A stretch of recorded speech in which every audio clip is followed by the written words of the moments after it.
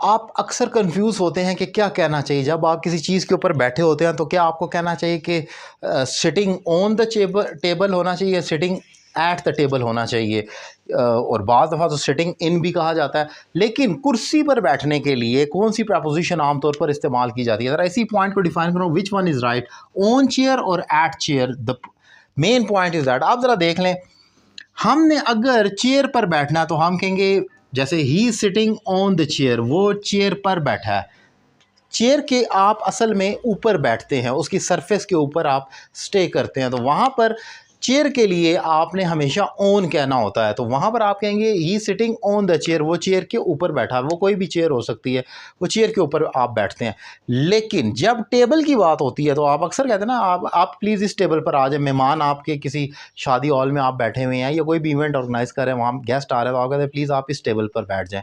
अब क्या वो टेबल के ऊपर बैठना होता है तो क्या कहना चाहिए? वहाँ पर हम कहेंगे वी आर सिटिंग, जैसे कि हम बैठे हुए हैं, we are sitting at table number 5, या you are requested to sit at table number, या you are requested to sit at this table. आपने ये नहीं कहना you are requested to sit on this table, आप प्लीज़ इस table पर बैठ जाए। तो ऑन दिस टेबल नहीं कहना। अब क्यों नहीं कहना, ये भी एक सवाल है। चेयर के साथ ऑन कह सकते हैं लेकिन टेबल के साथ ऑन नहीं कह सकते। उसकी रीज़न ये है कि चेयर के तो आप फिज़िकली ऊपर बैठकर बैठते हैं, तो ये एक रियलिटी है, बैठते हैं बिल्कुल। इसमें तो चेयर पर तो क्या आप टेबल के ऊपर बैठते हैं?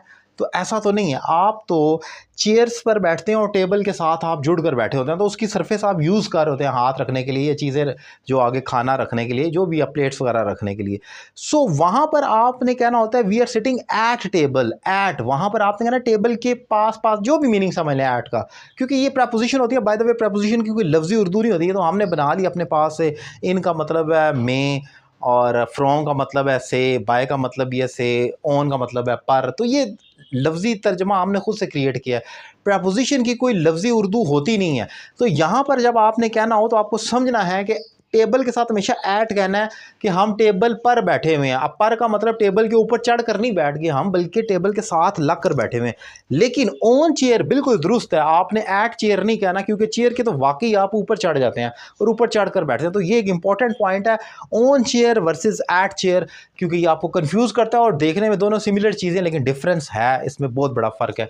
उम्मीद करता हूँ लेक्चर आपको पसंद आया होगा। अपनी राय का इजहार करें कमेंट बॉक्स में, और आपके पास कोई मज़ीद क्वेश्चन है तो आप मेरे व्हाट्सएप नंबर पर क्वेश्चन कर सकते हैं। Thank you very much.